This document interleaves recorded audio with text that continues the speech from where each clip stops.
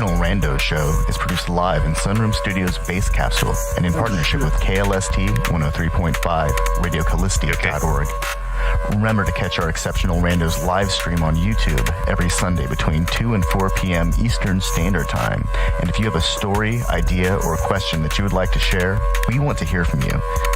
Thanks for listening.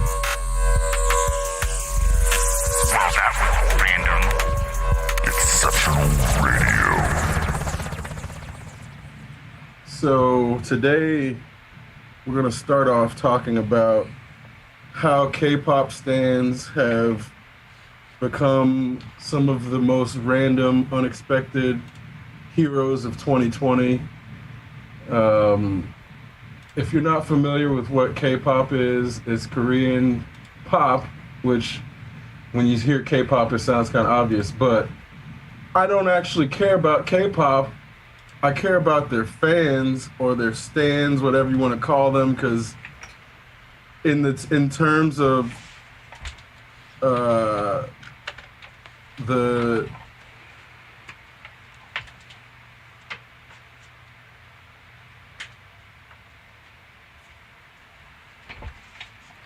So, if for those who didn't know, the K-pop stans managed to reserve some 13,000 seats at the Tulsa rally that Cheeto was going to hold.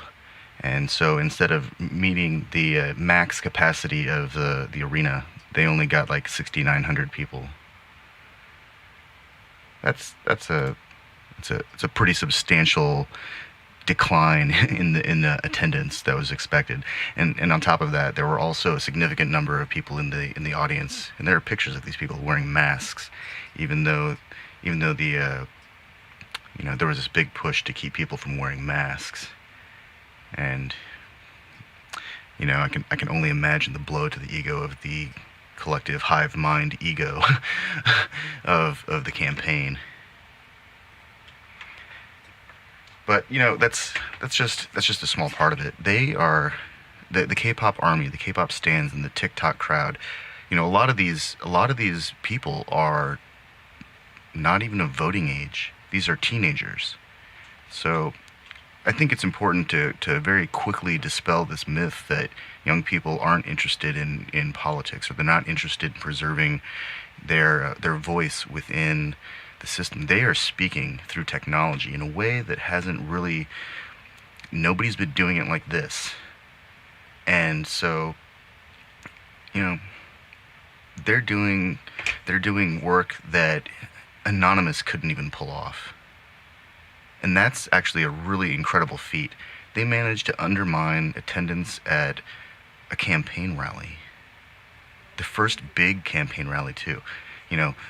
Mad props to the K-pop army and the TikTok crowd for doing that. Can you hear me? Oh, hello? yeah, you're out. Okay, so this is one of the issues is they didn't undermine the attendance. They undermined what the Trump campaign thought was going to be the attendance. So that's one of the issues about the way the media is framing this.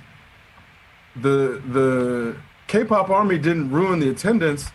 They thought they made the entire Trump campaign think 1 million people were going to come. They didn't actually impede anybody's capacity to get tickets. Not at all. Nobody actually wanted to go. There was only 6,611 attendees. So this is also in the way the media is trying to then turn around and blame the K-pop army for a lack of support. This is one of the issues where the K-pop army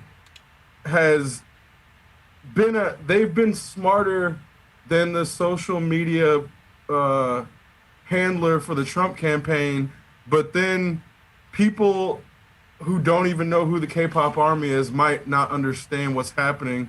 So then when the media comes back and reframes it, it's all all the shit the K-pop army did then can make it look like the Trump campaign was affected by them in a way that they didn't intend, and remove the lack of support as it makes the K-pop army the scapegoat when really Trump just couldn't get more than he couldn't get more than 6,600 people to come to his rally. In And a red those state. are two issues where the media is just not good enough at um, discussing them to present it in a way that's like nuanced. And that's kind of where when I wanted to discuss, like, the K-pop army is so coordinated and so forward thinking in the way they use social media. It's one of the most beautiful things to happen in 2020. Um, and again, it's a bunch of young people. So this is another issue when we're talking about young people being framed as if they don't care about what's happening in politics, or because because they don't vote. In many cases, we're talking about people who aren't even legally allowed to vote now getting involved and taking social action against the Nazis. Let's not call them anything but what they are. They're fighting the Nazis on the social media front now, and it's like we can't allow the narrative to be framed as if young people somehow are apathetic because the vote somehow doesn't because they have poor choices put forth in front of them that they aren't excited by. Let's not make it seem as if they're not actually getting politically involved or involved, period. Because let's not limit it to politics. Because this isn't, even though it's a political campaign, they're getting involved in social action and social justice. So, and the crazy shit, I don't know where these people are, like, just because somebody's a K-pop fan doesn't mean they're from Korea necessarily. So No, not it's at all. interesting to think of this population, this demographic that's so diverse, because a lot of K-pop stans are like from, you never know. We have a mutual friend that was a K-pop stan for a while, and he's definitely not Korean, but he's definitely not what the average person would think of when they assume stereotypes are dangerous, because Yeah. when you think of a K-pop stan, culture is going to allow you to paint this picture in your head of what you assume. And I'm here to tell you that that image is wrong. That group is so diverse. They're just coordinated because they all understand that if they coordinate their efforts, they can help. They understand that they can help promote their favorite band, but now they understand that they can use that power in other ways. Yeah. So, and they're all positive. I haven't seen K-pop stans do anything that's really negative yet. Not to say that it won't happen or can't happen, but the whole reason we're doing a segment on them is because their demonstrated awesomeness needs to be Yeah. acknowledged. Well, if you listen to K-pop, it's like love songs and uplifting music and happy stuff, and some of the best damn coordinated dance work I've seen since the boy band era of the late 90s, early 2000s. It's actually quite incredible. They managed to take that whole boy girl pop group dance routine stage performance to a whole new level.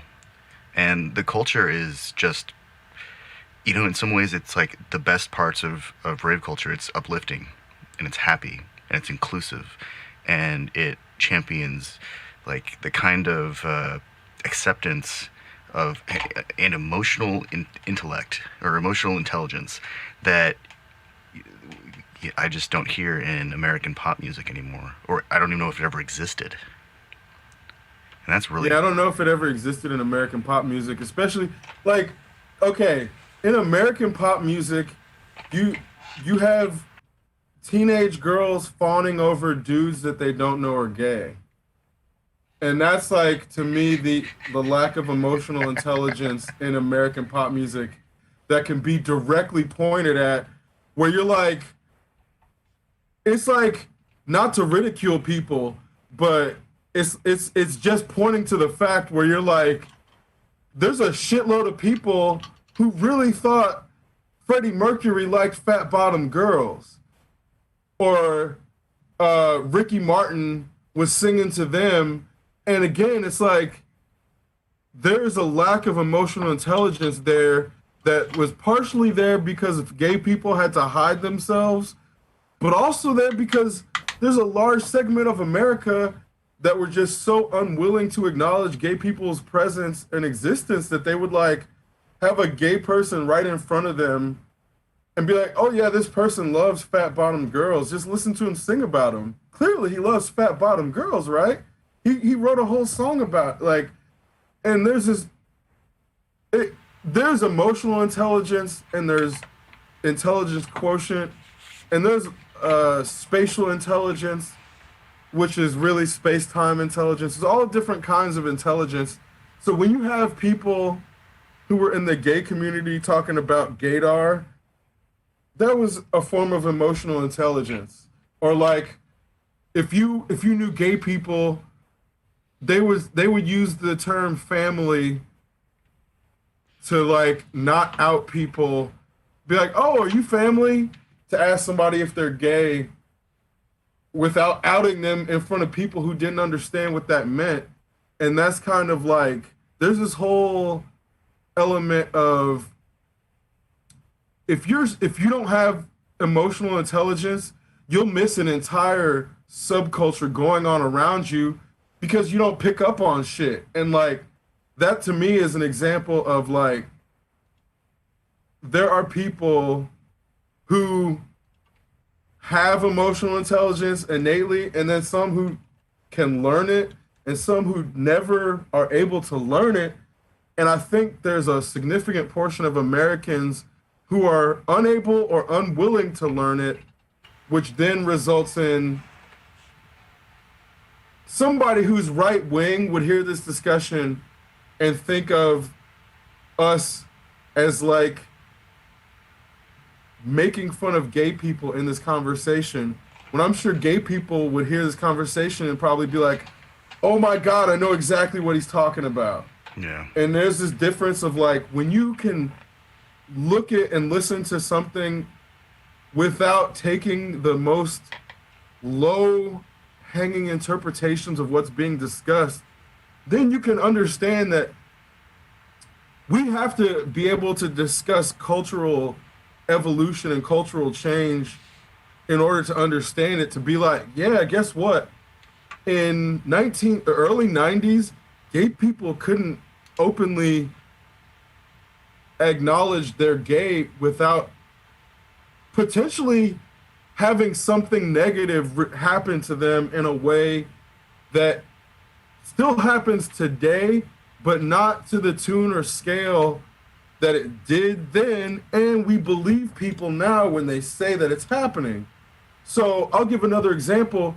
Somebody asked me if I knew what was going on in Bolivia right now. I don't know. Do you know what's going on in Bolivia right now, Tien? I have no idea what's going on in Bolivia right So I now. have no idea. Apparently there's a huge, like, attempted coup that happened recently, and this is not to distract, but this is to make a point. So as a black man in America right now, I just functionally don't have the energy or time or capacity to be thinking about the Bolivian indigenous people when black people are being murdered in my own state, in my own country, less than 50 miles away from me. I do not have the capacity or energy to solve a problem or even consider thinking about a problem about a population that is so far away from me. It's not that I do not have concern for the problem, is that I am so emotionally drained, so traumatized, so exhausted by my own plight, having to be concerned, let alone my Chinese brothers and sisters who are suffering the racism, let alone the Vietnamese brothers and sisters who are suffering the proxy racism for being confused with Chinese people by stupid racist people.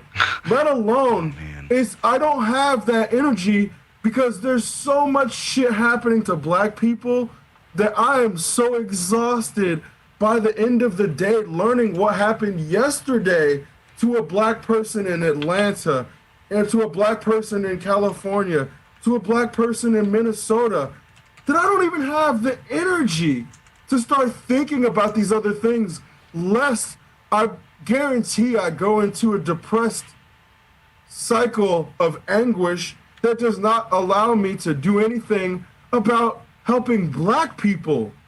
So it's not about saying this is the crux of saying Black Lives Matter. As a black person, I cannot move on to help solve the indigenous life problem. I cannot move on to help solve the Chinese life problem until I help myself and help solve my own community's plight, because my own community is being destroyed right now, and we can't even get people to acknowledge that shit is real without coming around and being like, well, what about all lives? You say black lives, what about all lives? Yeah, I get there's fucking plight in Bolivia, but we haven't even solved this shit here. So what the fuck am I supposed to do about Bolivia if I can't get my government to stop killing black people in my own fucking country? You know, I have no luxury to move on to that problem. the protests. Well, George Floyd was murdered almost a month ago, and I think I read somewhere that, like in the last couple days, that police have killed over 100 people, like maybe 120 something people, in that time frame. 20 something days. It's like The fucking murderers, six man. fucking The people a fucking day, murder. just at protests or unrelated protests. Even the people that have been that they've shot. Like the guy they shot in fucking Wendy's. I feel like we need to do a toxoplasmosis like we just need to do a toxoplasmosis study in America, because I feel Seems like crazy. there's something happening that needs to be there's got to be a correlation somewhere that we're all missing. There's something in our guts. There's something in our habits. There's something in our genes. There's something causing all this violence beyond the guns. The guns is too easy a solution. There's something that we need to figure out that is the correlative cause. I won't say cause. The correlation that we can address with these things, because there's something happening, and we can't just call it toxic masculinity, because No, that's too easy too. And again, it's not just men. There are also female police officers. yeah, And they're not stopping these people either. And the ones that do, they get the fired. one that or, both them Gene wasn't a toxic masculine person, and we can say toxic masculinity is a culture. Yeah, but then somebody with a vagina can't be toxic masculine without reducing a woman's agency in the process. That's not equal. No, it's not at all. And the That's not assumption that equal there's at all. like that they've got some like hyper testosterone imbalance is just moving the goalpost or passing the buck in some way. Again, yeah, that's reducing a woman's agency and then just making it about the man culture being more influential. That's what that accident. I don't know if it's accidental. That's what that does. Yeah. That subverts the woman's agency right there. Well, I think there's actually a pretty significant problem of just reducing women to something else, because once women are objectified, it makes it I don't want to say easier, but in a lot of ways it makes the argument for men's rights or misinterpretation of equality, it makes it easier for those arguments to flow. And I'm not advocating any of that crap, but it's really dangerous, especially now that we're in this socially tumultuous situation where everyone's on edge. Everyone is suffering from psychological exhaustion from the sheer bandwidth of information that we're being inundated with. I had to tone down my image scanning just because it was all just everyone is at full intensity. Everyone reached peak intensity, a couple of weeks ago, and it's been sustained. And it's like you're saying, that's not healthy. That we can't do this for much longer. Otherwise, people are going to start breaking or cracking or insert any other description that might, be sufficient. And it's insane to me that here we are in the midst of global pandemic and civil rights version. I'm not even sure what version of civil rights movement we're in right now, because it felt like civil rights version 2, but then all sorts of other things happen, like the protesters and demonstrators toppling the Confederate statues on their own, and I almost feel like that's like an extension of Civil War in a sense, and they're dismantling these structures and objects and statues and monuments, and but there's no path forward from that, and it doesn't address any need to repair the damage, the generational damage that's been inflicted upon black communities, black families, communities of color. There's just isn't. That's not part of the playbook right now. The playbook seems to be, let's just take all this stuff down. Let's tear it down, and if it's without purpose, then what is it? I mean, is purposeless demonstration that's just a bunch of people who are gathering together to engage in some kind of tourism at that point. It's masturbatory, and then on Yeah. top of that, it fires the synapses in the brain that makes one feel accomplished for something, and this is the false sense of accomplishment that comes with dopamine and endorphin rewards is something that humans allow themselves to be tricked into, and this is why those 5Ks I think became so popular, with people thinking they were solving breast cancer or, you know, I'm so glad that run for a mod thing. Oh God, that it like made me sick when this shit started happening because I'm Yeah. like, here we go again. People just start running for something and then fucking getting that dopamine reward for thinking they're helping solve racism. Oh, I'm exercising my understanding of black plight by taking a jog, and I'm jogging with the mod, and it's like this once again. People thinking they can just jog for shit and raise money and give it to some organization and not follow up to see what that organization did with the money. Yet again, that people get that cycle, man. I've been seeing people do that shit since I was a kid, and not understanding how adults couldn't figure out to start paying attention to where their money was going, to figure out why cancer wasn't solved yet. Because I'm like, if you're doing all these fucking 5Ks, donating all this money to charity, why are all these pharmaceutical companies then turning around and making all this profit based on all of the subsidies that they're getting from the taxes that you're paying? It's like these people never learned how to fucking follow a money trail as if they were trained not to pay attention to where their money goes. Well, you've heard about the Black Lives Matter Foundation, right? Yeah. The group that has been collecting donations from people that isn't really even related to Black Lives Matter. Yep. They've raised millions of dollars since George Floyd was murdered. Millions of dollars. People are giving them money because they think they're putting aid towards Black Lives Matter causes, and lo and behold, didn't bother to do the research, and those dollars aren't going to be used for what they thought it was going to be used for. It's so painful. It's so painful because then I see all these like corporations putting money into all these like commercials and statements about Black Lives Matter, and yeah, I need companies to understand and say that Black Lives Matter, but I also need you to hire black people because that's not what they're not doing that. And it's unfortunate that they can get away with this. I'm just, people just aren't paying attention enough to where money's coming and going.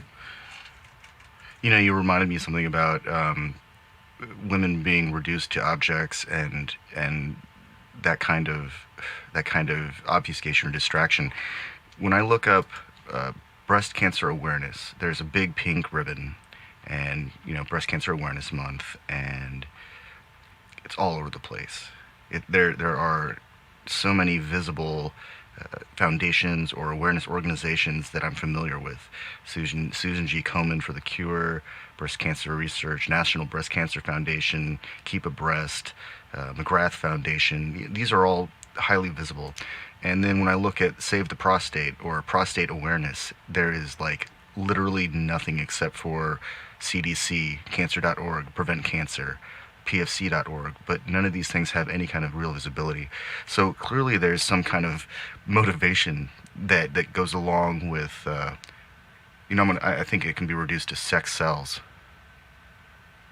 And that's kind of scary to me because, I'm getting to that age where I might have to go get my prostate examined at some point, and it looks like there's very little support on the internet, just data, just facts, just, do this.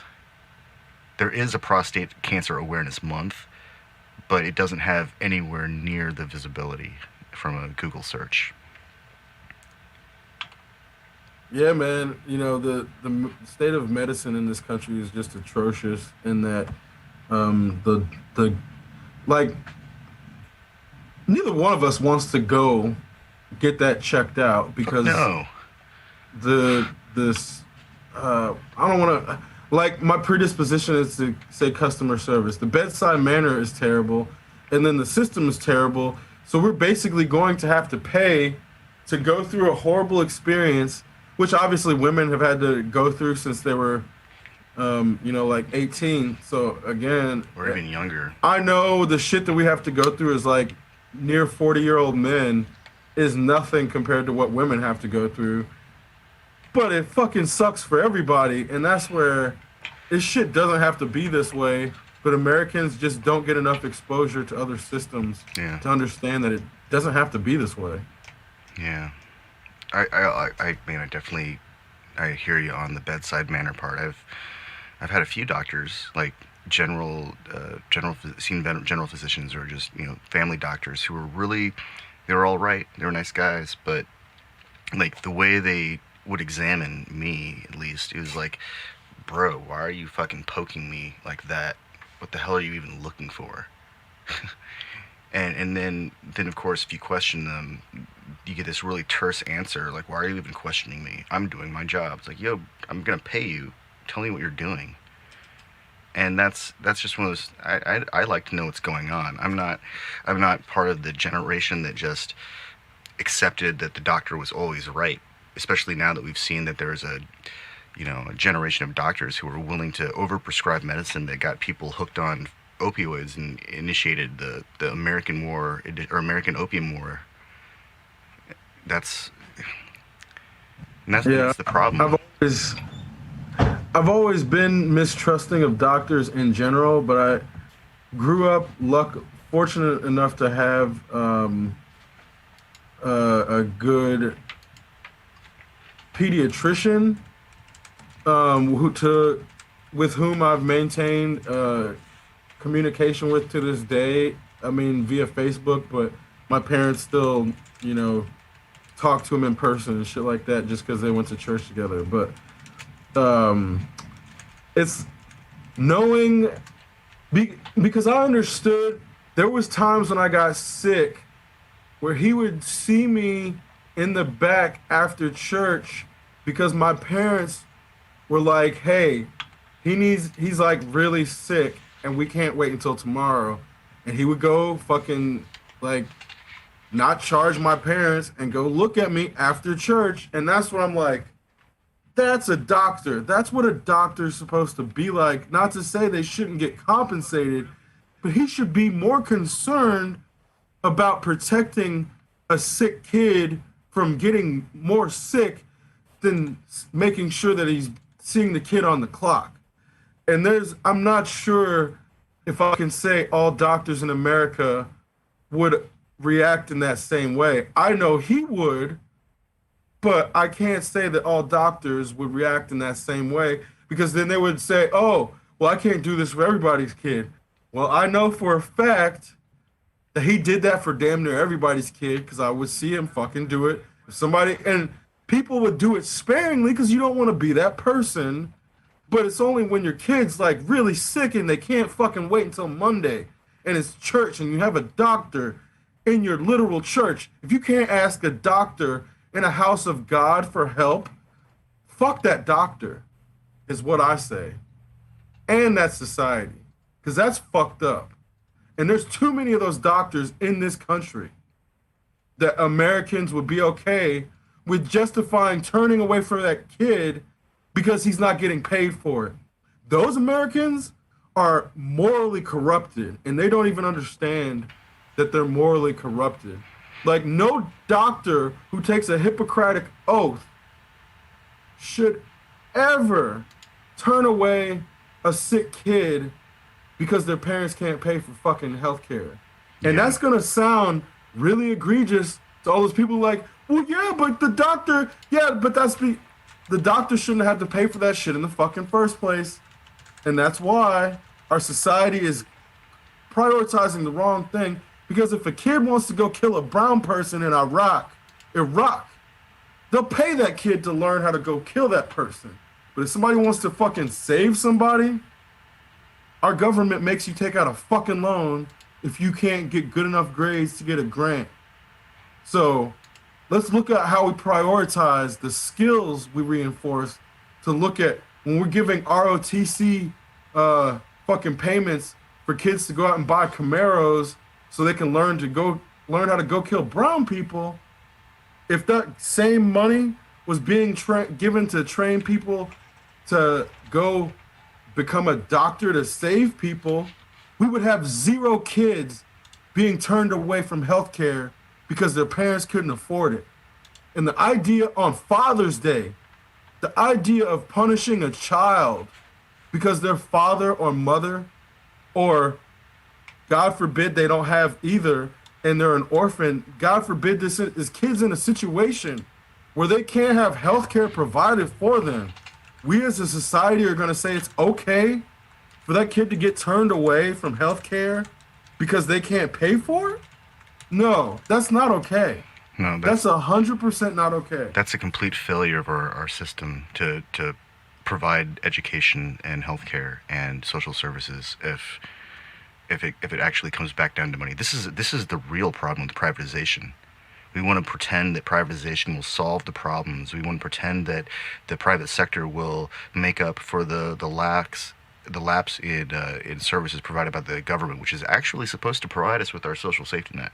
And we want to pretend that the private sector will swing in on a rope like Tarzan or white knight the situation. But the reality is the private sector has demonstrated over and over and over and ad infinitum that they don't give a shit and they just want to make some fucking money. And there might be a few companies out there that are real and they give back into their communities, and I'm pretty sure that most of those are they file as nonprofits.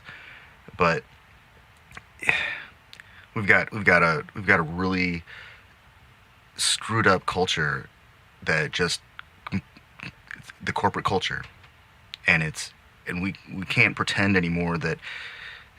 I mean, I know that some people really hold it dear to their heart that corporations are people, but corporations are made up of people. They are entities, and they don't behave like people. Corporations don't have souls unless they're a collective hive mind and somehow are all under the will of some high-powered, insect brain queen thing, worm that makes them all act as appendages.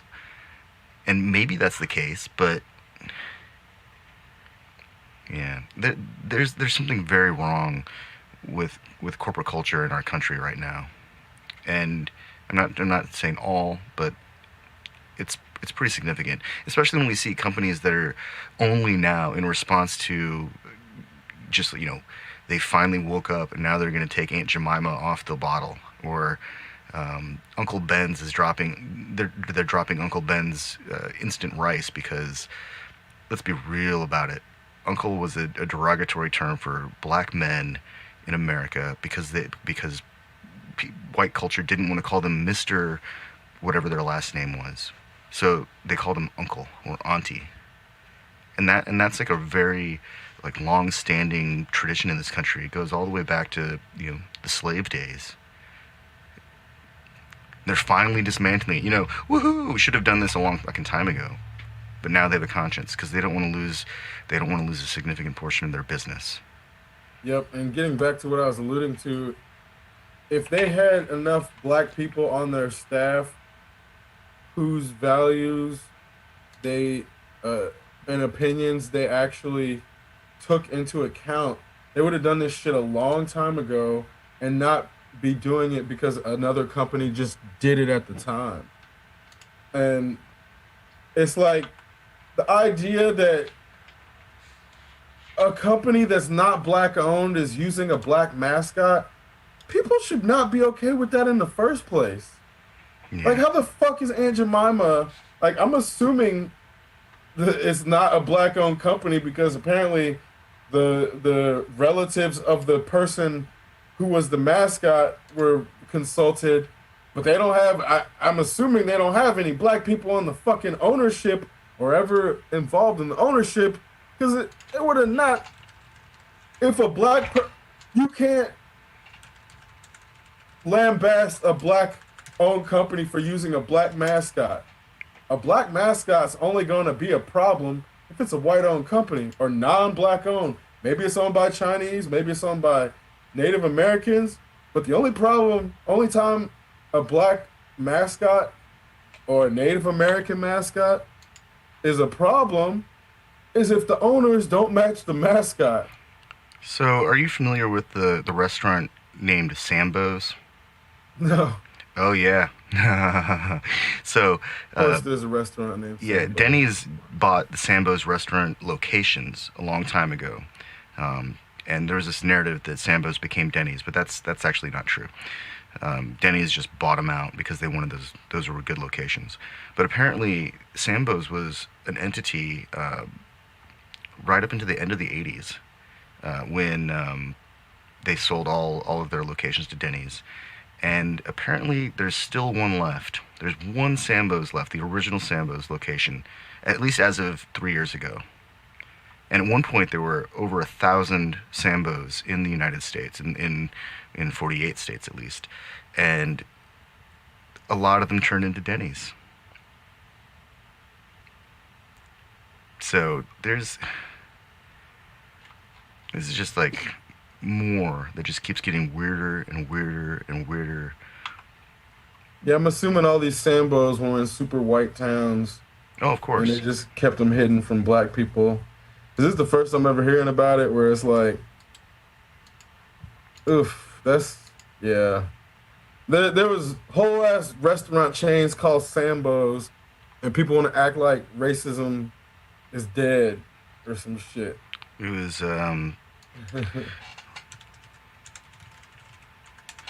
it was founded by some white dudes, of course. Of course. So, Ain't a black person calling their goddamn restaurant chain Sambos. of course not. Like, Oh shit. man, like Hell no. that'd be like having a club and calling it minstrels. Right. That's just as inflammatory, and that's the kind of self-deprecation that only exists in really poorly written movies, or actually really self-referential and inflammatory comedies. They tend to do that shit too. Yeah.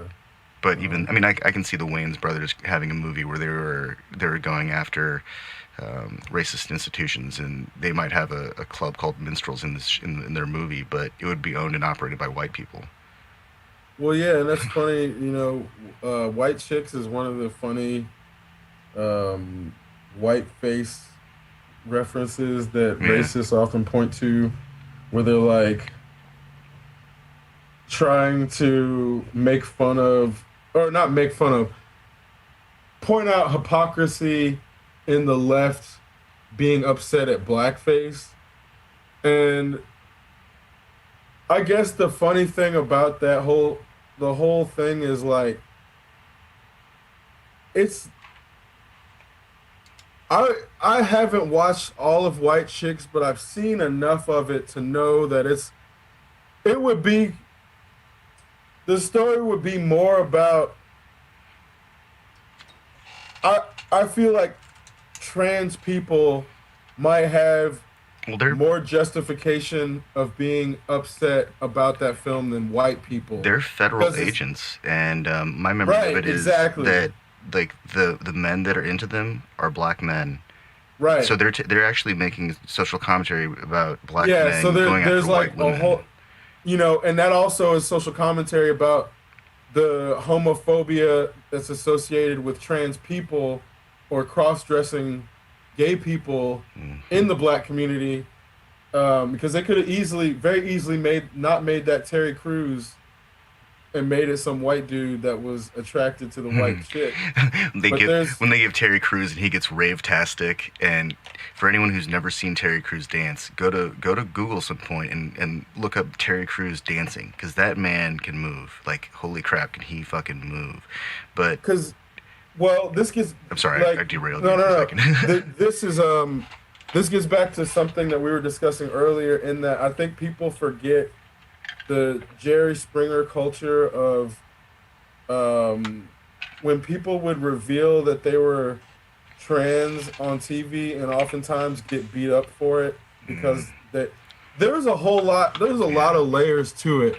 They were basically letting trans people get beat up by their lovers on live television in front of a crowd and having people watch it across America. That was some fucked up shit that was just the way things were, you know, 15, 20 years ago.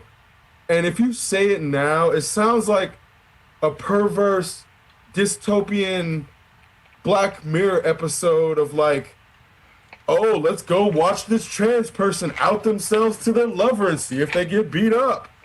And it sounds too outrageous for somebody who wasn't around to know that that's just how shit was for trans and cross-dressing people not that long ago, and society laughed at it. It was like it was a circus. It was a circus, a public circus for trans people to get beat up and get publicly abused. Yeah. And we have not had the wherewithal to acknowledge the difference between the ethics now and then as a society to say that that short time ago we were doing some super fucked up shit, let alone like trying to articulate if white girls is white face and if that should offend white people. And it's like, I'm gonna go ahead and say racists aren't qualified to even have that discussion. I'm gonna say that that movie is funny as fuck, and if anyone couldn't see the underlying message in it, they didn't pay attention.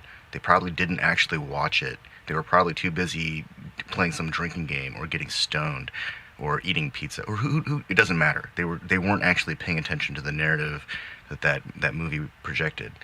And I don't think that we need to assume that people are culturally literate enough to identify these kinds of uh, the social implications and of a story or the underlying narrative. We just can't assume people are able to see that.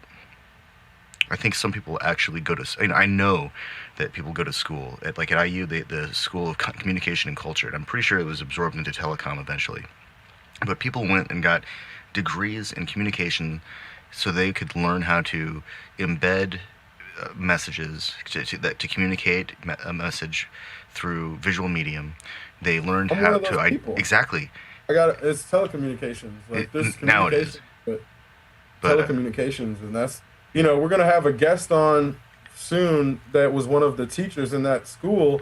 But what you're talking about is something that people like myself have gone to school for, and when people try to argue with me about this shit and like the difference between produced media and something that is film veritas, and it's like uh or something that's a documentary trying to present itself as if it is unproduced or not produced.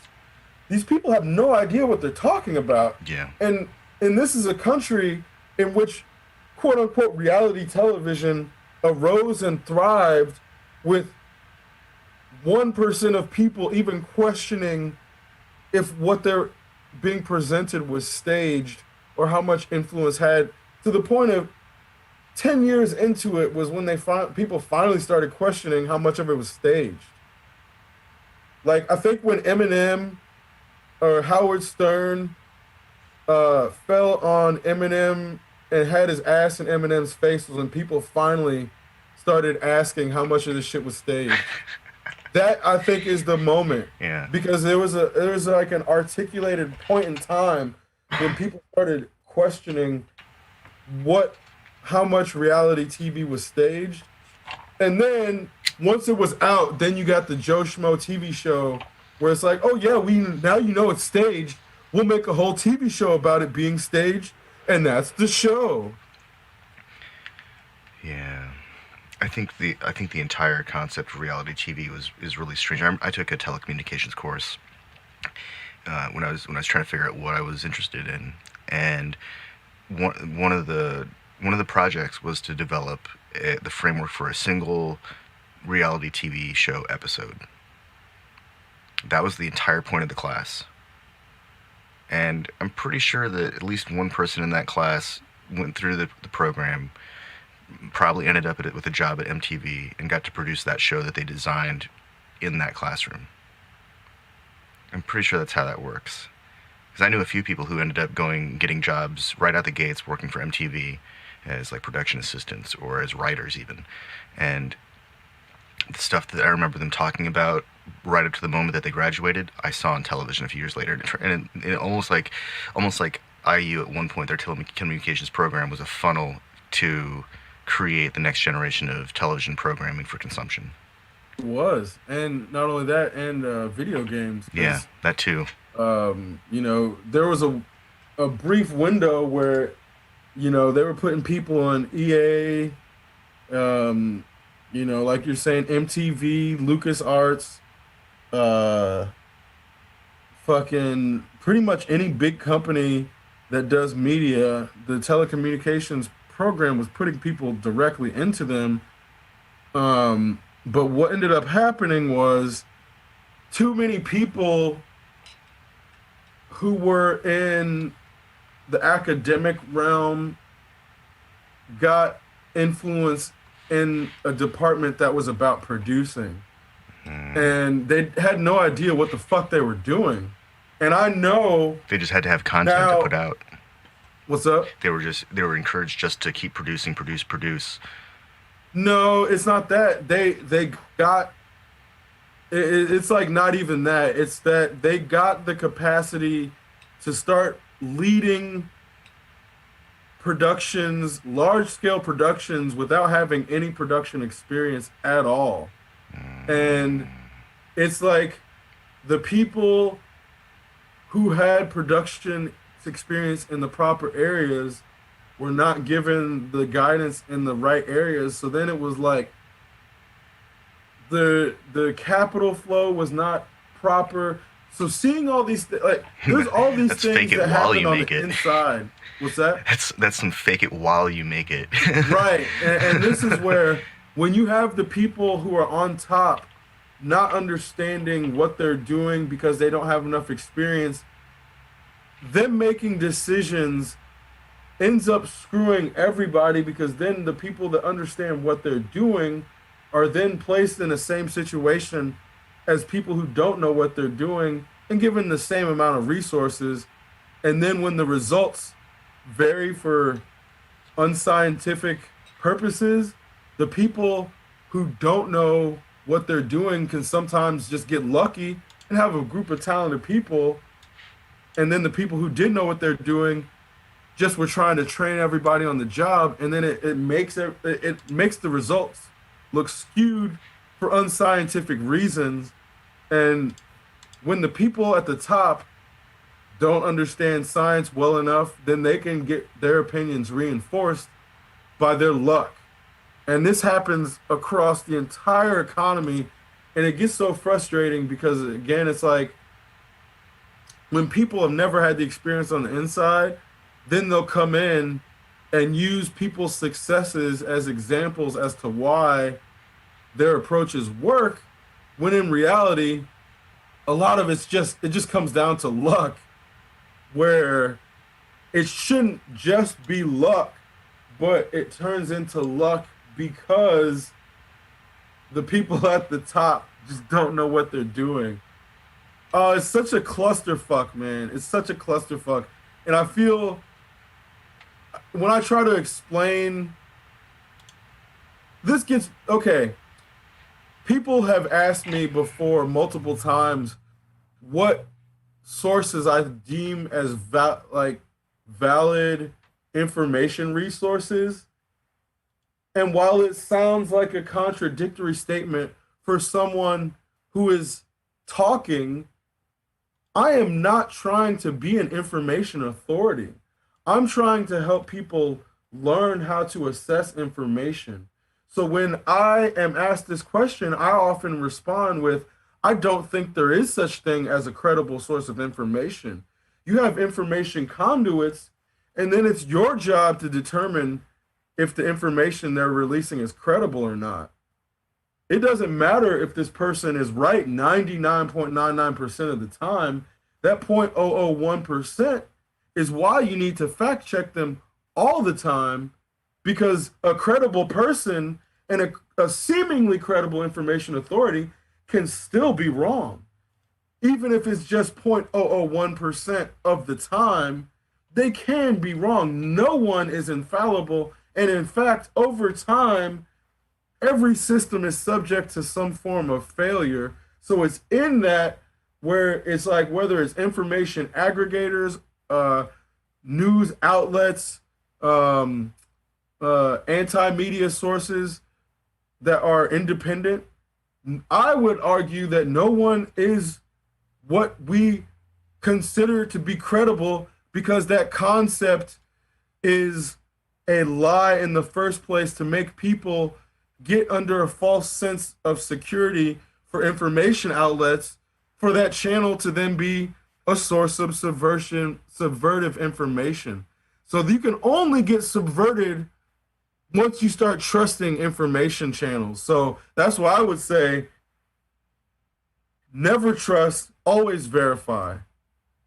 I've heard the statement trust but verify.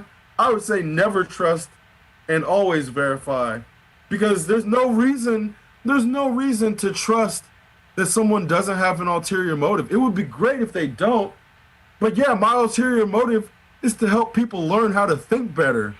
Some people would say that's a motive. It is a motive. Yeah. So I can't say I'm unbiased.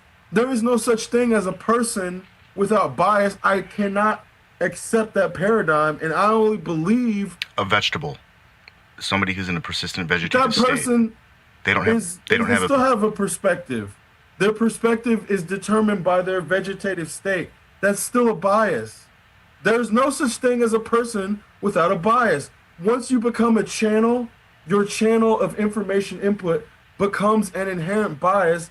Thus, there is no, and what I'm saying is that whole construct of presenting things as unbiased is a lie to present people or to get people to get into a complacent state to then be subverted because they're saying that this thing is unbiased. There's no such thing as unbiased.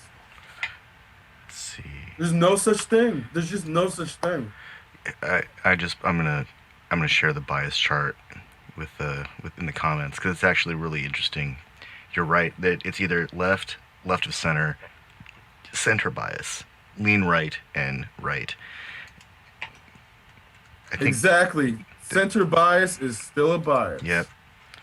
There's no such thing as unbiased.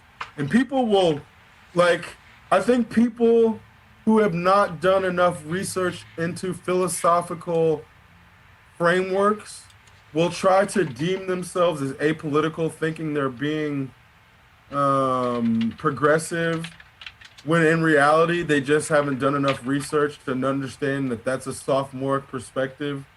And you can't be without a perspective. Trying to say you're without a perspective is in itself a perspective.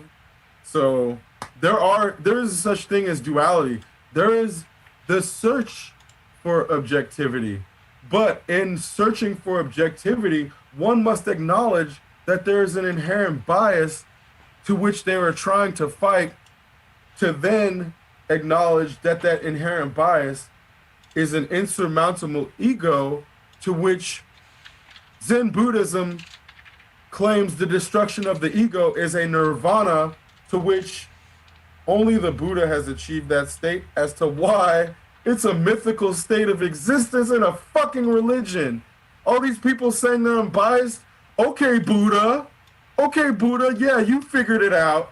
Yeah, you're walking around driving your car, but you figured out ego destruction. Yeah, you got it. Okay. It sounds fucking absurd because it is absurd. The idea that somebody has destroyed their bias without dying, it's absurd. It's absurd. It's an absurd perspective that I think we are trained to accept by a sophomoric level of intellectuals who masquerade as intellectuals and are only able to be accepted by that because our knowledge is then placed behind a paywall. And RIP Aaron Schwartz for helping trying to get that paywall gone, man. Yeah. Fuck, man. That shit, like, I cannot stress enough how much that dude needs to be fucking thanked over and over for his sacrifice for trying to fucking free information from its fucking prison. Because this is the issue. Americans think their information is free. That lie it's completely is so curated. ingrained in our culture. Oh my God, I get so sick of Americans talking about free information. Shut the fuck up. Censored fucking information set. Yeah. Shut the fuck up. Everything is completely curated. That's the whole point. If you're not paying for it, you're either generating data, and that's what they want. They want people to look at data or look at information and generate data from it. And then that data is used to create a different product. And sometimes the information is handed out, but it's still not free. Oh, cool. Looks like Ryan's going to join us here in a second. Well, and I say that in that manner because I got recently put in Facebook jail for saying Americans are stupid in a certain way. I was addressing Americans who... There's this problem in America with the need to anglicize names that Americans don't feel that they need to put enough energy into learning a non-English name. So then they say, oh, I'm just going to call you this. That shit is so fucking rude. It's so colonial. And then you have people on the left who will do that shit and act like they're progressive. Because then it's like, if you don't take the time and effort to learn somebody's cultural pronunciation, you're a douchebag. Period. I don't care what the fuck like party you identify with. If somebody is named Fukbui and you don't want to pronounce that because you think it's too close to fuck boy, you're the fuck boy. And it's like I was trying to articulate this like people hear the name Lake Tahoe and don't realize that's mispronounced Dow. Because white people back in the day couldn't be fucking bothered enough to pronounce Dow. So now we have Lake Tahoe instead of Lake Dow. Well, because they couldn't be fucking bothered. And this culture of not being able to be bothered is why ethnic people have to anglicize their names not to be ridiculed, or why we have jokes about fucking Thanksgiving about turkey, because Americans are too fucking stupid, and then I get put in Facebook jail for making fun of Americans for having that stupid ass literal phonetic culture. Well, you know, like for as long as I could remember, I think it was actually until like the middle 90s, every book, every world geography book, every map that I saw, every globe that I saw listed the city of Guangzhou, China as Canton, Canton. And I've said this before, it means port. Like fucking port, a place where boats go. It's not the name of the city. There's a canton in every coastal city in China. But for some reason, Western maps and Western globes and geography books and probably some history books that were just had no fact checking whatsoever, because that wasn't even a concept then, because we're talking like 30 plus years ago. They called a city, a major city, port. And that's because there was a mistranslation. Like they said, "What do you call this place?" And they said, "Oh, this is the port," and that's stuck because they didn't bother to find out. Oh yeah, this place is actually Guangzhou. It's not like Guangzhou is hard to pronounce. It's not like I mean, for most. many people, because there's no actual J in it. Yeah, I mean, I guess the ZH throws people off, but It does, and that's dumb. That's dumb that it throws Americans off. And it's because they are taught that their dumbass version of English, and I'm going to call it a dumbass version of English because American English is dumb. Let's not act like it's not. American English is very dumb in its application. Its rule set is not dumb, but in practice and application, oh yes, yes, it's very dumb. These Americans and their stupid American English have been taught that their dumbass language is exceptional, so they can't be bothered to learn the combination for ZH as a sound. yeah, So that's where I'm saying there, I did not have this perspective until I was in France when I was in eighth grade. I think this was because I was fortunate enough to go to France twice for two foreign exchange programs when I was young. And the second time, yes, it was the second time because it was in high school, or it was with high schoolers, but I was in eighth grade. The issue is I saw all these high schoolers in France learning three languages in their school because they're in a region where you have fucking Spaniards on one side, Italians on another side, fucking English speakers on another side. So they had no choice but to learn multiple languages. So when we're taught, oh, you can learn American English and be okay because everybody here learns English. Wait. And then nobody ever leaves this country. People's understanding of how language works is so colonized and already limited that the notion of fucking objectivity from somebody who only knows one language is already a broken concept. And they can't even understand that because those fucking dumbasses only know one language. Speaking of China,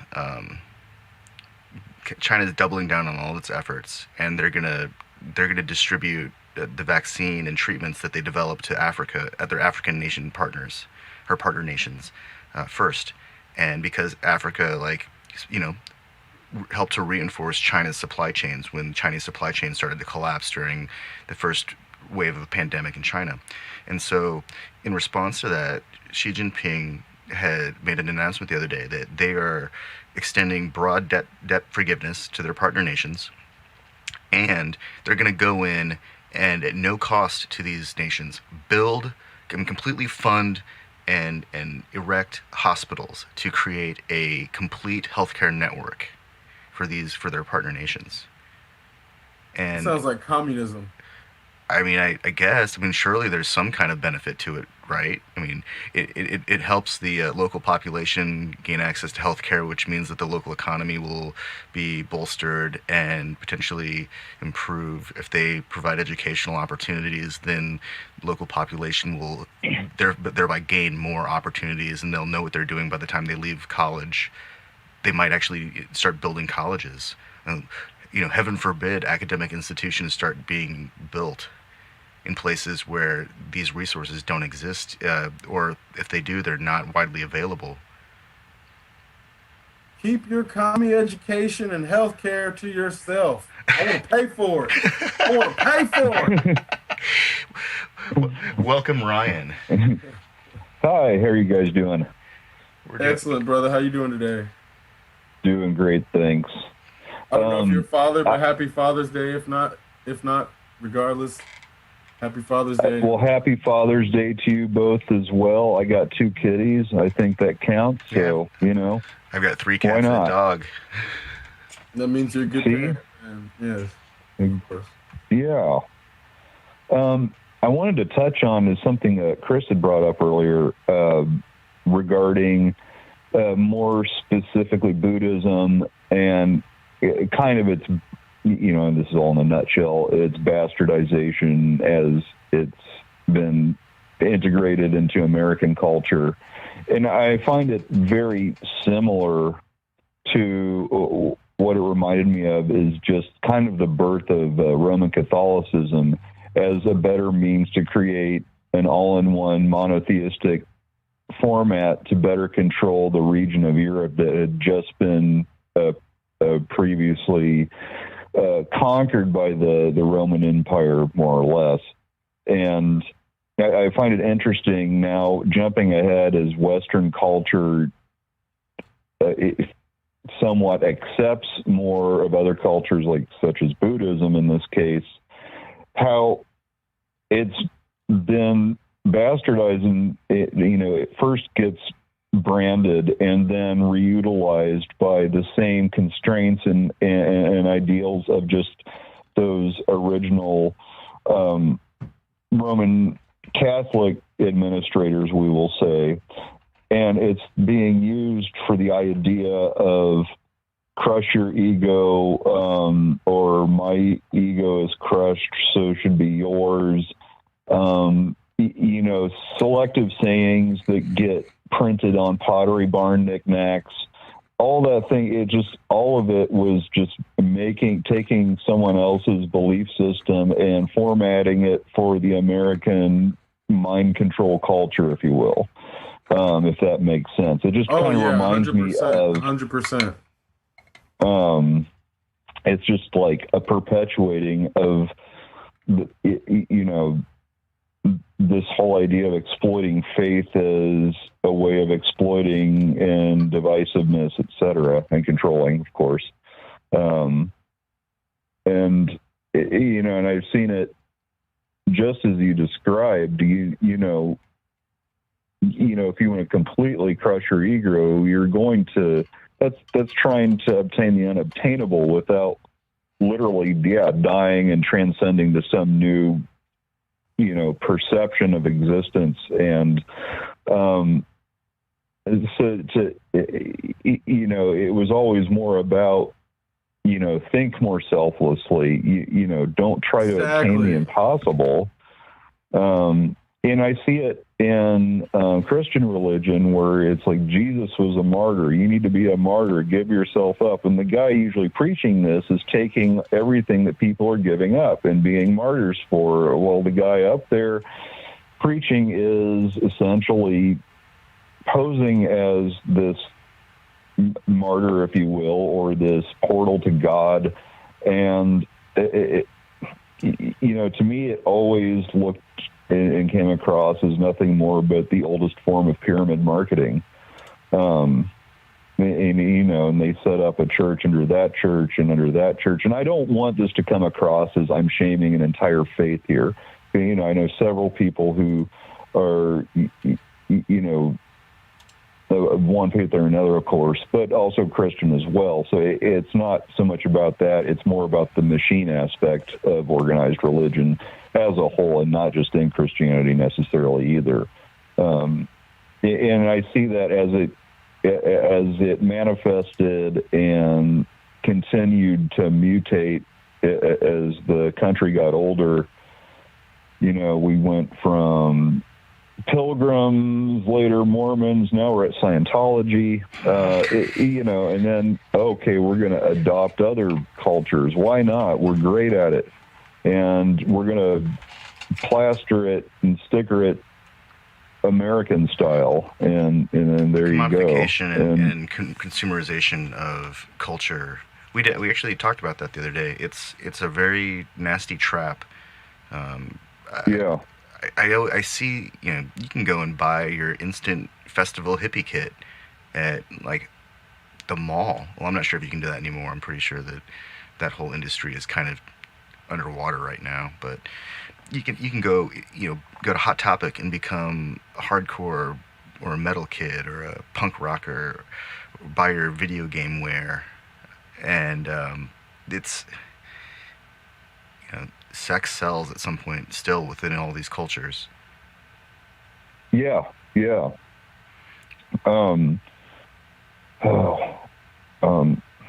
What was I going to say? Go ahead. It's you basically covered it.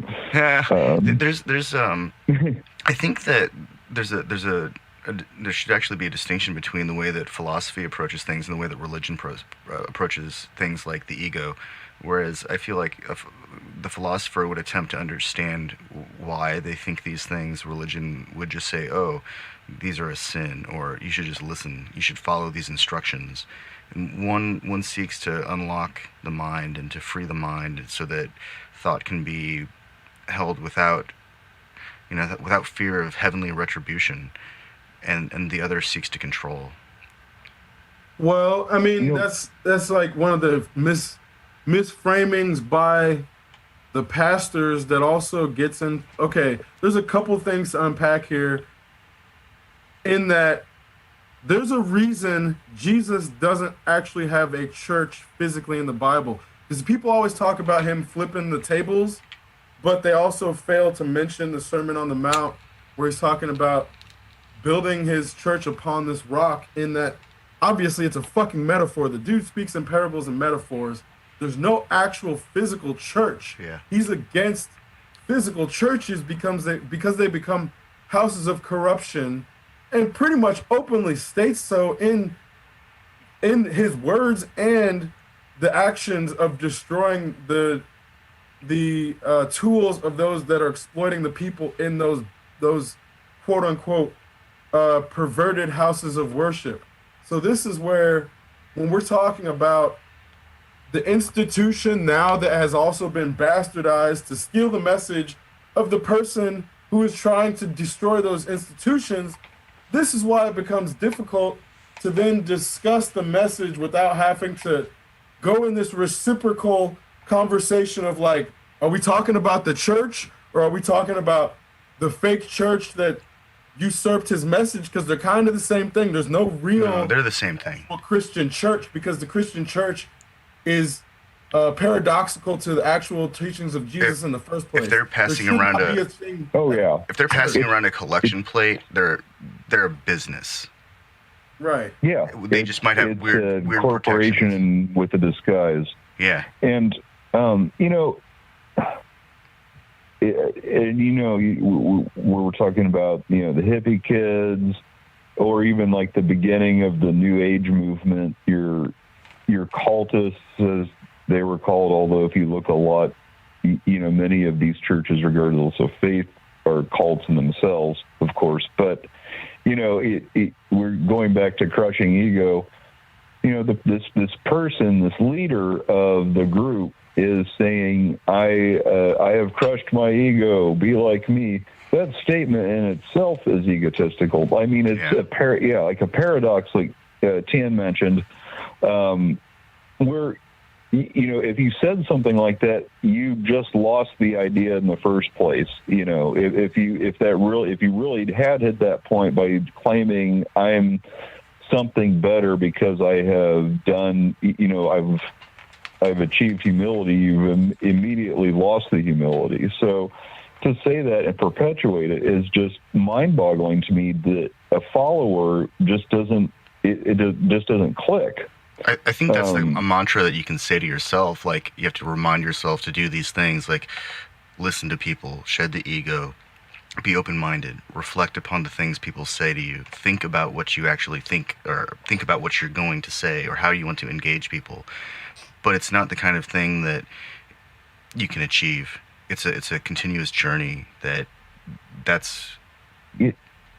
Yeah, it's not a merit badge or a Well, yeah, and this is the problem with this culture, framing it as if it's a badge, like, and we talk about these concepts as if they're not actually in Jesus's teachings, who was obviously rumored to have gone to the East to study. But I'm looking at a scripture right now where it's Mark 10, 17 through 8. And as he was setting out on his journey, a man ran up and knelt before him and asked him, "Good teacher, what must I do to inherit eternal life?" And Jesus said to him, "Why do you call me good? No one is good except God alone." So it's not as if even Jesus is saying you can become good on earth, or that you should not try to attain the honest life. He's saying you should try to become the most honest version of yourself, knowing that you'll never be as pure as God. That's the message. It's not saying, oh, you're going to level up and all of a sudden turn into this golden haired dude who's on fire like Goku, and you're going to know you hit that fucking enlightenment achievement level and you unlocked achievement. Now enter heaven's gates. That's not even how Jesus framed it in the fucking Bible. Yeah, he says it is easier for a camel to go through the eye of the needle than for someone who is rich to enter the kingdom of God. That's 10:17:24. Or 10:24.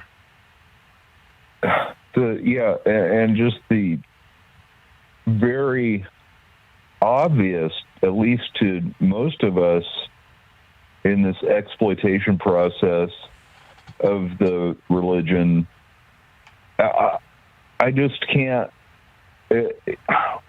I can't wrap my head around it, for one, and maybe it has more to do with I don't know, cultist mentalities, and I'm talking about not people that go to worship at a place because they enjoy the company and they believe in some of the same things. I'm talking about, we're definitely talking about the machine here, the evangelical machine, if you will.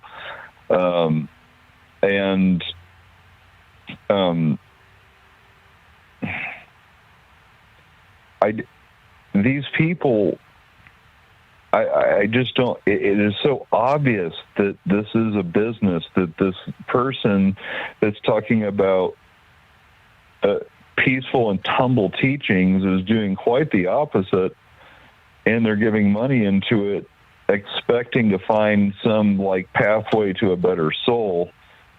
It just amazes me, I guess. Without really making a point, really just trying to underscore some severe problems, and maybe it is education related. That understand, maybe faith and spirituality I really think lines need to be drawn, and people being raised have to kids being raised have to understand, that your faith or your idea of spirituality is going to be as different as your fingerprint. It's unique. It's what you reflect on to be a better person. It's not about joining a money circulating, rant fest, if you will. But I digress here. I don't know. What are your thoughts on just kind of the psychology of it, I guess, of people that just get sucked into, whether you call it cultism, whether you call it anything like that? So are you familiar with the Crusades? Like, how much do you know about the Crusades? Like, I mean, I won't pretend to be, an exact historian.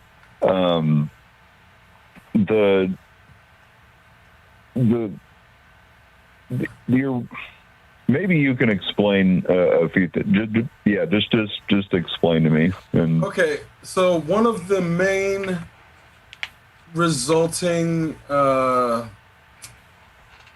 articulations in the separation of the church came from Martin Luther's Declaration of the 95 Theses, which is calling out the Catholic Church for its ultimately he's calling it out for the commodification of repentance.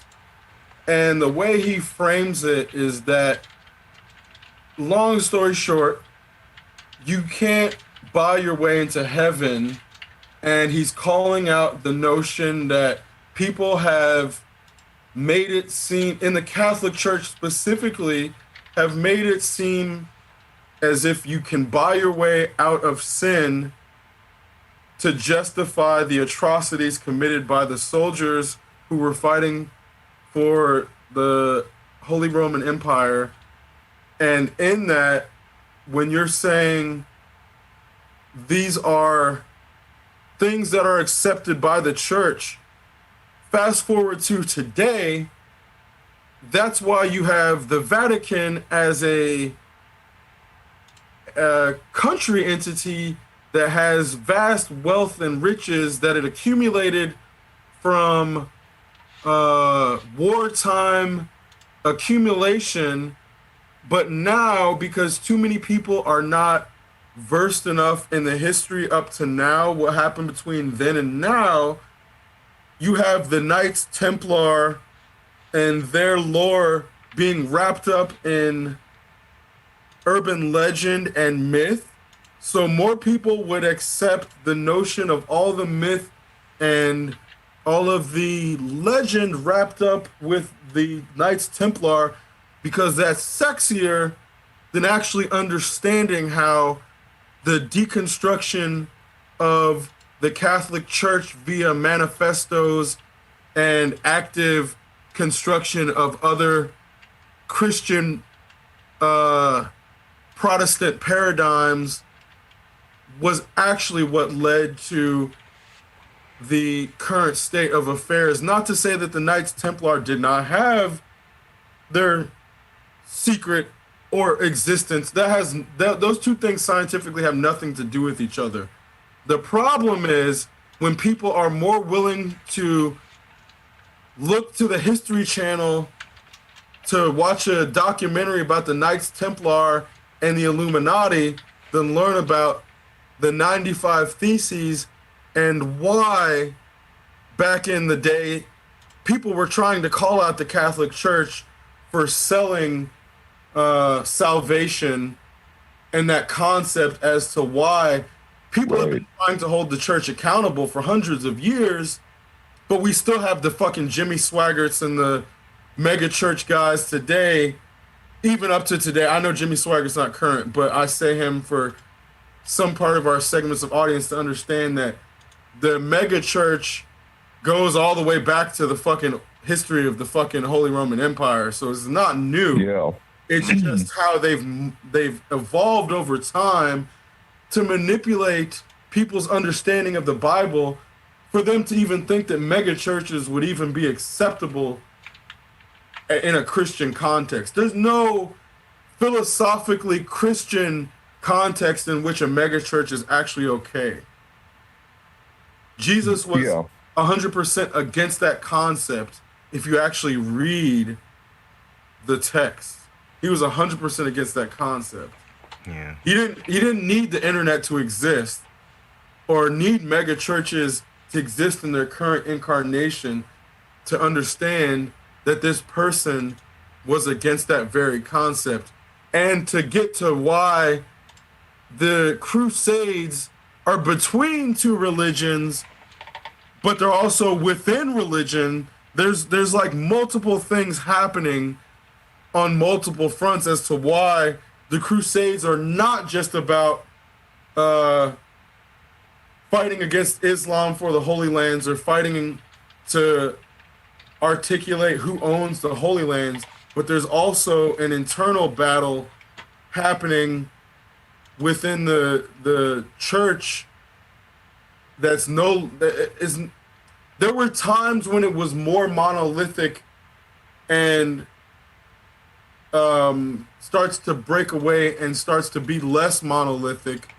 But in that, when you have a religion that is monotheistic, the lack of a monolithic empire to then be attached to the religion starts to become problematic. And that's when you start to get all these sects breaking off of Christianity, also sort of linked with empires popping up. So there's this whole thing that happens with history and empires fracturing and the rise of nation states, and then also the rise of nation states understanding that religions being tied to empires also demands the deconstruction of those religions in order to establish nation states. So this is why in quote unquote communist countries, then you start to see religions attacked, and then in states or empires that are still attached to their religions, then starting to use those attacks on religions in other states to bolster their power in their own country. So you see this happening in Muslim countries as well. So it's not directly tied to Christian states either. It's something that happens in states. It happens in Christian states. It happens in Israel. So again, if you can start to see how history works and how religion works within history and how philosophy works, it's a lot easier to see these things, but it takes decades of research and decades of open-minded research to actually start to see how they start to interweave, because you really have to approach the Crusades from an if you're approaching from a Western perspective, you're going to have a hard time learning how much you've been mistaught about the Muslim historical progression, and then have to relearn historical Muslim progression all over to then get to a point where you can actually understand what's happening in those times. It's really crazy. It's really crazy. The Crusades was the earliest an original reference of the date 9/11. When, correct me if I'm wrong, but isn't that not when the Ottomans tried to break through into Eastern Europe? Oh, I mean, there's like, I think they consider it to be roughly like a 500-year span in which there's like there's a whole 100-year war. So there's like, but I thought the date 9/11 itself was the final siege that ended up, and they were not able to break into Europe. But I found it interesting. 9/11 will pop up in other significant events, such as the plane hijacking in the 60s. Forgive my ignorance on this one. I think it was Palestinian. And that significance of this date was just lost on Western culture, and 9/11 comes up again. And well, now we know what it is in the U.S. in the Western culture. But we're talking about this history time period, how how history is taught and what we're shown on TV about the Crusades, and how significant that was, even up to the point where it bit us on our own ass. And even I still see not even conspiracy crap on TV that or on a YouTube or whatever that talks about the significance of the date 9/11 when it really is historically relevant. And I keep wondering, what is it, just one of those things that was just not considered significant enough to be taught? I don't know if it's truly significant, in that when we discuss numerology in the Western context, we're basically discussing a bastardized version of the I Ching. And that's kind of like, numerology in the West is obviously a pseudoscience. And then especially like which calendar, because, obviously the calendars have changed. And true. Where we're like, okay, the date 9/11 only becomes relevant in the Gregorian calendar after the calendar's implemented. So it can't even be relevant before the calendar's implemented. So that's kind of where there's this. I'm talking like. I mean, but Sorry, go this ahead. again, what I'm getting at is there is. It would be ridiculous to act as if there's no influence of the cosmic bodies on someone as insignificant as a human, but the level of that significance on how much it influences our daily activities is something that has been overblown and heightened by Western culture that is obsessed with individualism and intervention by gods on the human level that goes all the way back to the Grecian and Roman gods. And so again, it's like how much of the idea of the date influencing what's happening is wrapped up in that Western individualism that the gods are like shining on you on your day because it's your like it's this specific. I'm not saying that it's not real. It's just more so in modern Western culture, the numerology and people like, oh, it's 3:33 on fucking March 3rd. The unlucky number 13. Yeah. There's too much superstition in it that is based on like very visceral and surface level understanding of something that could potentially be real. But when we're talking about like the date 9/11, it's super arbitrary. I've got an arbitrary version something of happens 9/11. like something happens every day of the year. It's just our capacity to try to find a corresponding. So on the Unix calendar, the Unix timestamp, 9/11 is 2001 is 1,166,400. That's the Unix calendar for the big date. Never forget. Well, my outside of like significance placed on it, well, just that. If the date originated during the Ottoman Empire's last siege to break into Europe, how that date became significant to say if you were an Islamist extremist. Are you sure about that? I am not sure. I'm not sure, but I've seen that's accurate because I don't think the Ottoman Empire would have been using the Western calendar then. I just don't think that's accurate. Like, I'm gonna say that's something that the West probably retroactively imposed to try to say that it happened on this day 9/11 when they wouldn't have been using the Gregorian calendar in the Ottoman Empire. Like they would have been using the Islamic calendar, which is not the same. Like I can say that, I can say that definitively without looking it up, without Googling it. I can say that's. Oh no! I totally.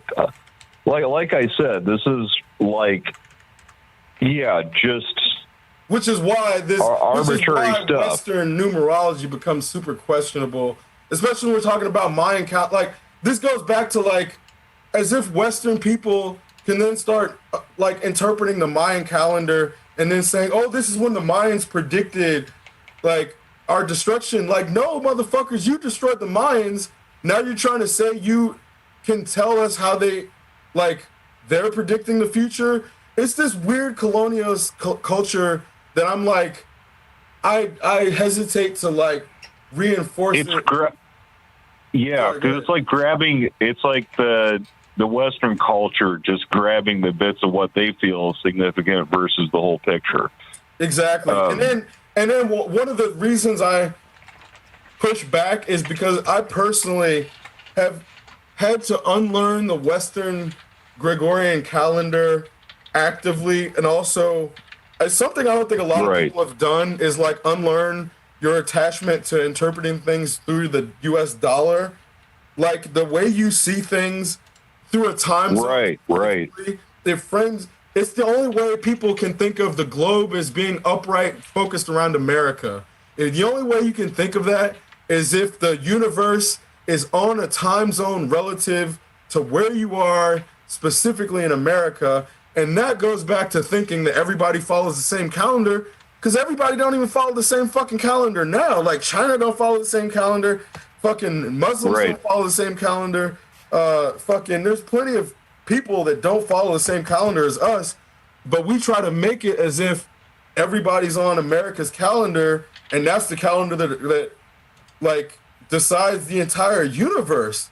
And it's this weird, like, that's why to me, as if the numerology is something where like we have this clock that's the Gregorian calendar clock that's aligned with the entire universe.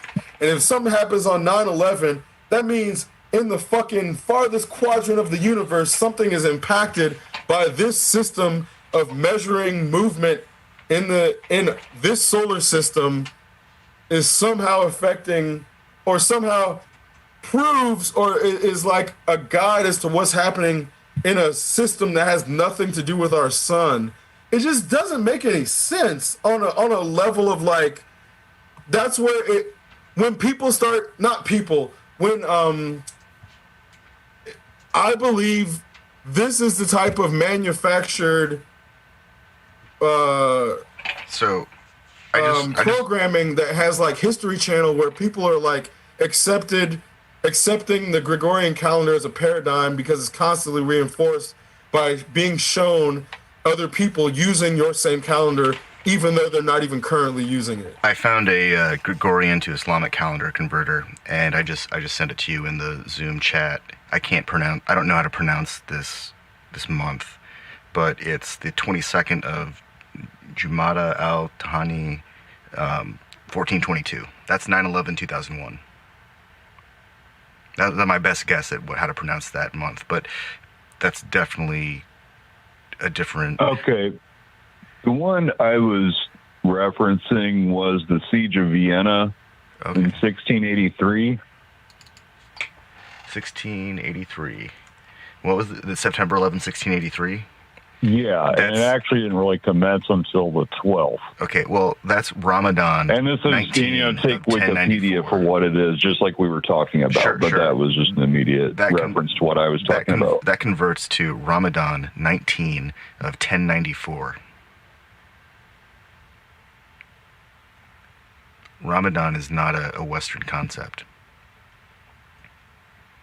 So I don't know. Again, this is all, like Chris said, is it just, I looked this up on Wikipedia, there's some, and nothing else coincidence there.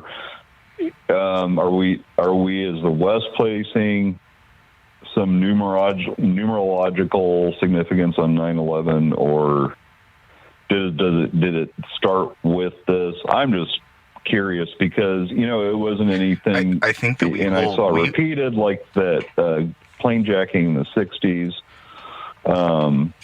on events where Islamic extremism was involved. I underline extremism because well, it's only extremism representative of the whole culture. No, it's only extremism to us, I think. I mean, I don't even know if 9/11 was even tied to Islamic extremism. Yeah, like, I think that was at the end of the day, we can't even definitively say that because there was too many loose ends that don't necessarily point to even the Islamic extremists that claimed it afterwards. So that's where, again, this is like knowing that... I don't even like saying Islamic extremism. We have to acknowledge it because... just for a lack of a better term. It's not lack of a better term. We have to acknowledge it because it's something that is directly tied to CIA interventions in Islamic countries. So it did not exist until the CIA started trying to do coups, specifically in Iran in 1953. And then there's another one in 59 in, I think, Iraq. So there's like Islamic extremism is directly tied to American interventionism in Islamic countries and is not something that happened in an Islamic vacuum as to why when we even discuss it, when we're talking about Islamic extremists, we're talking about American influenced movements that arose in these countries by planted coups. And this is something that is not conspiracy theory. This is not questionable. This is something that is documented. And as to why, and I'm trying to articulate this for the audience as to why these are the things when we're talking about like the Ottoman Empire. The flip. Like Ottoman Empire Here's has the nothing flip. to do with fucking Islamic extremism. Well, here's the flip. Yeah, is it more like the CIA and Western culture trying to say, remember the Battle of Vienna, kind of like saying, remember the Alamo? I think you might be Subtly, misremembering very something, to be subtly. honest. Like, because there's no, like, I'm looking at Wikipedia, there's no September 11th date on here. I think you might be misremembering something that might have come through a misinformed channel. Like, somebody may have made a meme about it and then change the information, because that happens a lot where somebody will modify a piece of information and then Well, no, certainly. I mean, this is just something I just looked up now, and then the true date is September 12th of 1683. Yeah. I mean, it's September 27th on Wikipedia. It's not even close to the 11th. Like, that's what I'm saying. Like, I'm not seeing anything on Wikipedia about September 11th, which is to say the siege of Vienna was in 1529. Someone may have presented it as if Wikipedia was showing September 11th, and now you're misremembering it or something, because this is where, again, it's... No, I'm on Wikipedia right now. There's a lot of different attempts to lay siege to Vienna. There's a couple different Battle of Vienna, sieges of Vienna. The siege of Vienna that was first attempted by the Ottomans was in just for clarity. And again, that's just the only thing I was referencing on that. The 1683. The whole notion of a calendar in articulating these events as historically relevant. Can you recall anything as a date before 9/11 that was historically relevant for September 11th? I know I can't. So what I'm saying is the notion of establishing these dates as holidays or days of remembrance to establish their relevance is how calendars are used to then reinforce the notion of dates as having relevance in the first place. So that's where, again, like 9/11 was relevant for emergencies before 9/11, but not the actual date of September 11th. And this is where I think people like are generally conflating emergencies with 9/11, and it just happened to be like every country does not use 911 as a number for calling emergencies, and Americans having used that number as an emergency number before 9/11 happened, I think is this weird cognitive restructuring that's making us think of the numbers as of 911 as having more significance before 9/11 than they did, because we used those numbers for emergencies. Fiji and parts of Argentina use 9/11, but for the most part, the numbers are not 911. Yeah, in the rest of the world. Yeah. Well, here's something interesting. Yeah, there was a plane jacking on September 11th in the 60s, but it was first presented to me, and even at that time he knew it was kind of unsourced information, as the first plane jacking by Islamic extremists, and it was on September 11th in the 60s. And as you can just look it up, that's total bullshit. It was in the 1910s. So just like you said, whatever channel you're seeing it from or how it's filtered can greatly offset and place significance on dates or things that are meaningless, such as the unlucky 13.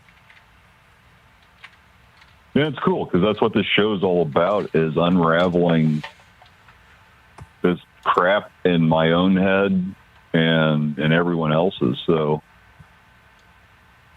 this is cool.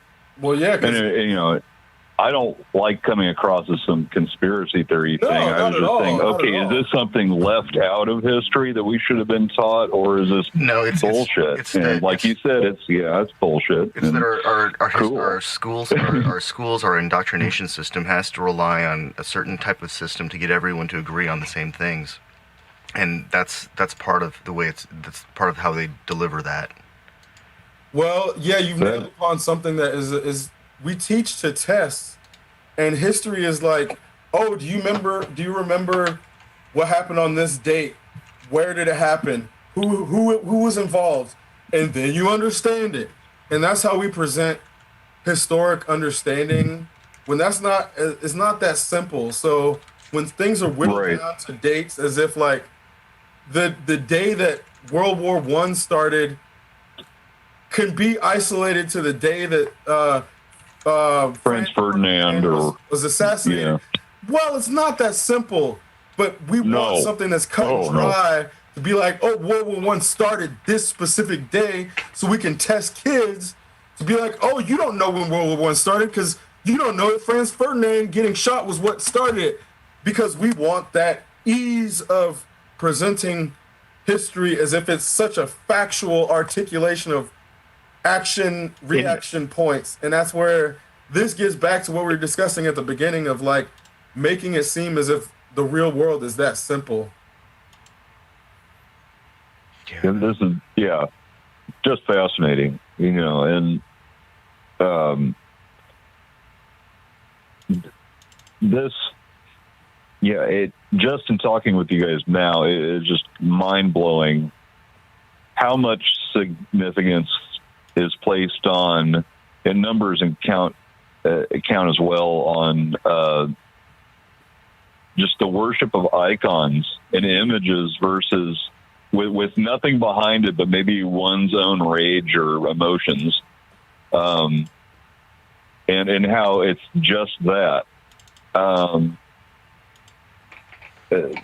All very fascinating. And then while being manipulated by the images and the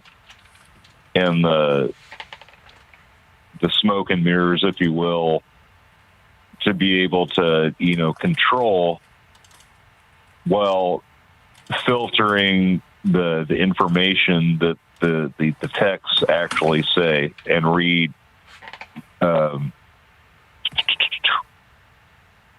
representing it in a divisive manner, controlling manner.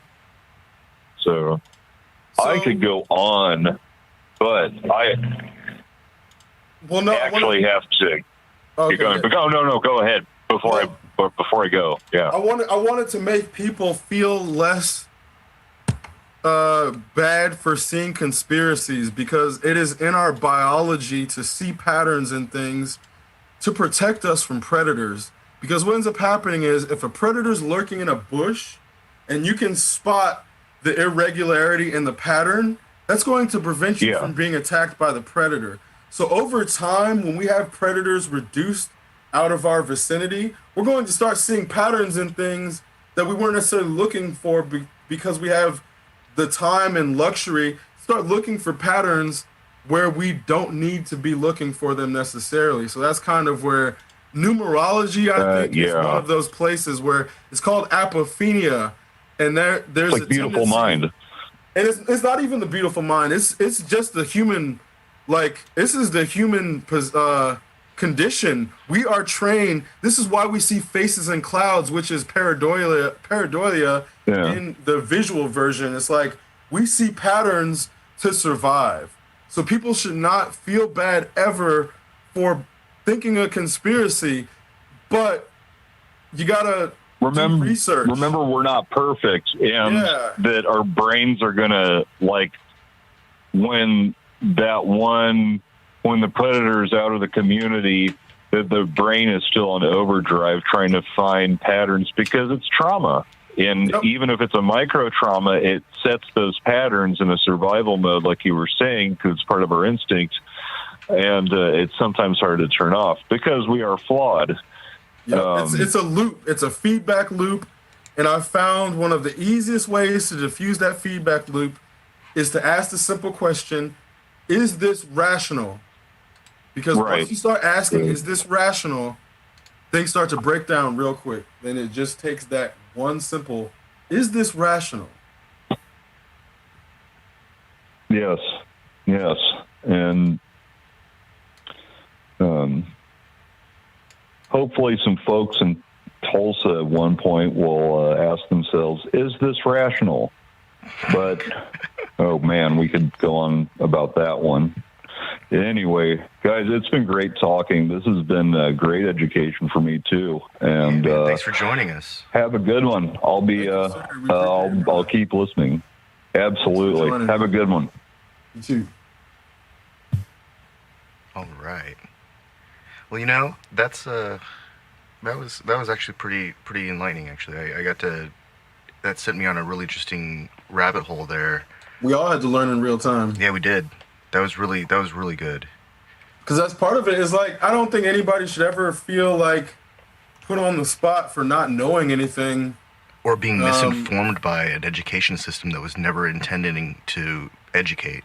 Right, yeah. I mean, we were all brought up in a system that was meant to turn us into commodified little hamsters to get on the fucking hamster wheel to say, oh, you get a degree in this, you get a job in that. And that shit didn't even work out. So we were being trained by people who had a false sense of understanding their own systems. And now their systems are breaking down and they're losing their fucking minds. And we are in a position to try something different, knowing that it's very likely and possible that we're going to fail, but that don't mean we shouldn't try. And I think that's the difference between growing up in a culture that enables and empowers failure for the sake of understanding that nobody succeeds all the time. Nobody bats 1,000. Nobody fucking goes and makes bets at a table and wins 100% of the time. Nobody does without failing. Failing is just part of doing. And until we have a culture that accepts that someone's failure does not determine their long-term value or worth, people are going to be afraid to fail.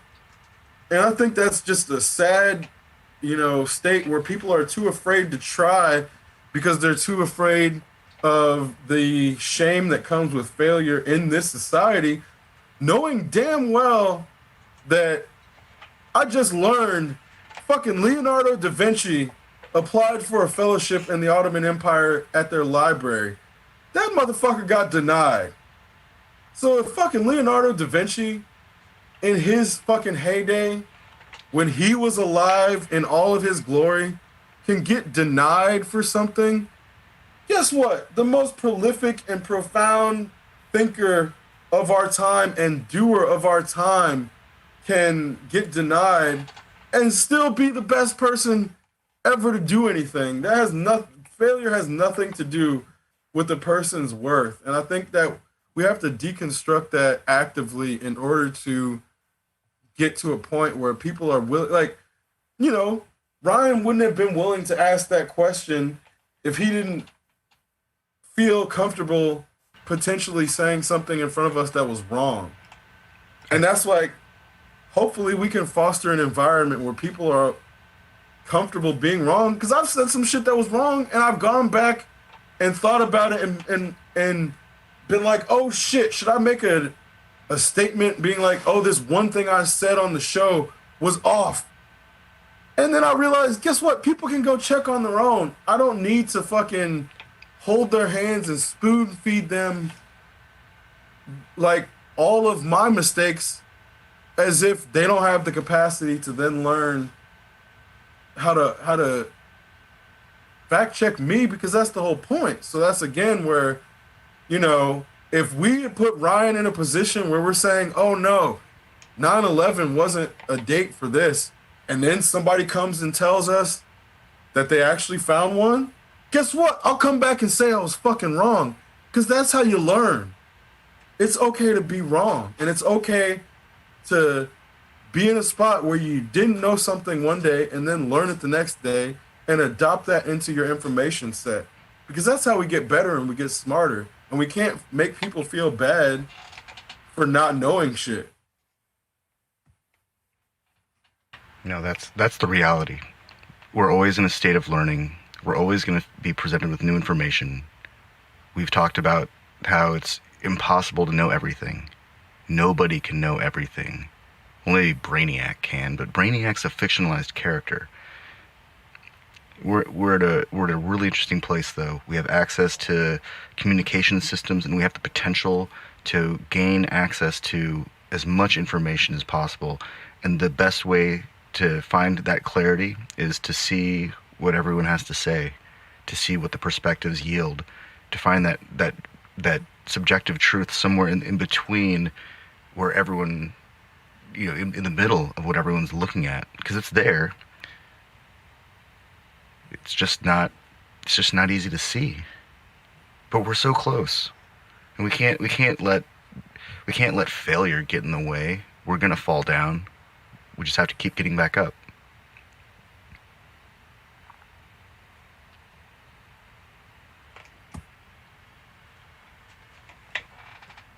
Exceptional Radio. I couldn't add anything. Exceptional Randos show is produced live in Sunroom Studios' Base Capsule and in partnership with KLST 103.5, RadioCallisti.org. Remember to catch our Exceptional Randos live stream on YouTube every Sunday between 2 and 4 p.m. Eastern Standard Time. And if you have a story, idea, or question that you would like to share, we want to hear from you. Thanks for listening.